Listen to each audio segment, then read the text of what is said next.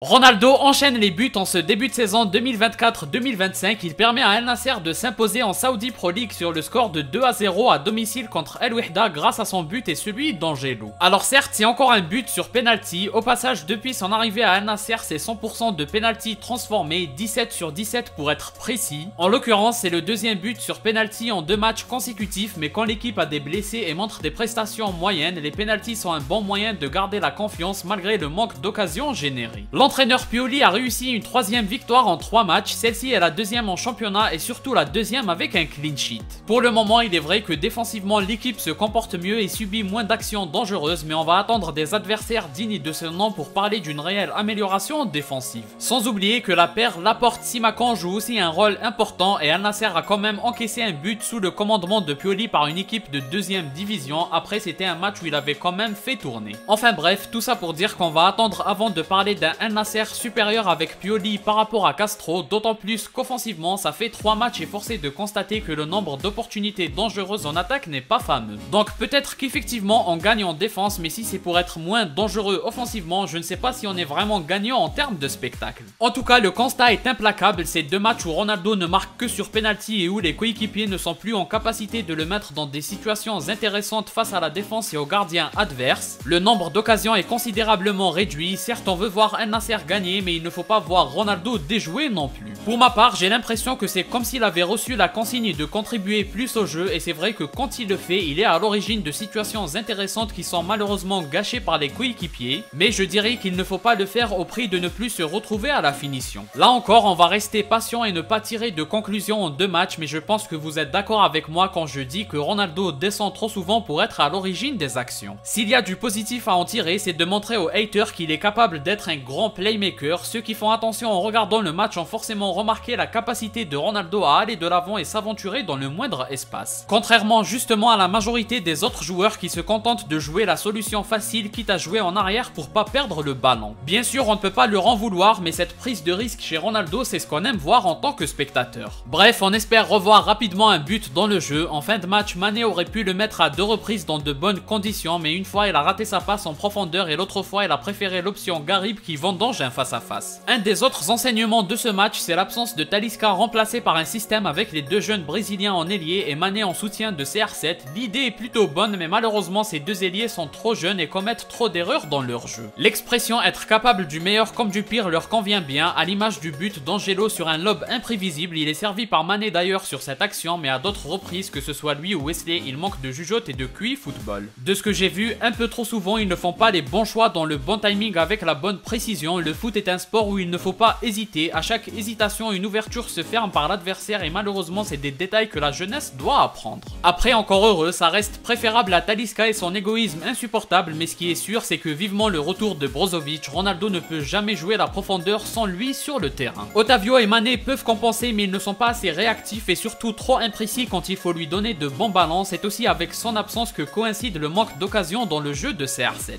C'est évident comme analyse si on dit que des joueurs comme Brozovic, De Bruyne et j'en passe sont les meilleurs pour tirer profit de ses qualités à un âge avancé. Il a besoin de bons ballons là où il faut pour les bonifier, ou alors il faut mettre le ballon dans la surface adverse assez souvent pour profiter de son flair de buteur. Malheureusement, le Al Nassr actuel manque de tout ça. Et enfin, pour conclure, Simakan est l'un de ceux qui sortent du lot. Il n'hésite pas à se projeter et faire du dépassement de fonction. C'est bon de voir ce qu'il propose, surtout quand en face la proposition offensive est limitée. Et un autre joueur qui me fait de plus en plus de l'œil et dont j'ai parlé précédemment comme d'un latéral niveau européen, bien entendu il s'agit de Sultan. C'est encore lui qui provoque un penalty. Franchement, pour un joueur saoudien, il n'a pas à avoir le syndrome de l'imposteur vis-à-vis des joueurs étrangers. Contrairement par exemple à un joueur comme El Khaibari qui montre qu'il n'a vraiment pas le niveau par rapport aux autres. On s'arrête là pour le débrief de ce match. On ne va pas se mentir, on s'est un peu ennuyé en termes de spectacle, mais voir Ronaldo marquer et feinter tout le monde au moment de la célébration, je pense que ça suffit à notre bonheur. Pour le moment, on va s'en contenter. C'est toujours mieux d'avoir des buts sur penalty que rien quand c'est plus compliqué dans le jeu. En tout cas, on espère que Pioli va réussir à gagner des titres. C'est là qu'on l'attend. Le championnat, dans tous les cas, ça va être très compliqué, mais 3 victoires sur 3, c'est le début parfait. Malheureusement, le plus difficile est à venir. La difficulté ne va cesser de grandir au fil de la saison. Comme d'habitude, n'hésitez pas à donner votre avis en commentaire. Si vous avez aimé, laissez un like et abonnez-vous pour ne rien rater. Partagez aussi la vidéo pour me soutenir. Moi, je vous dis à la prochaine. Portez-vous bien.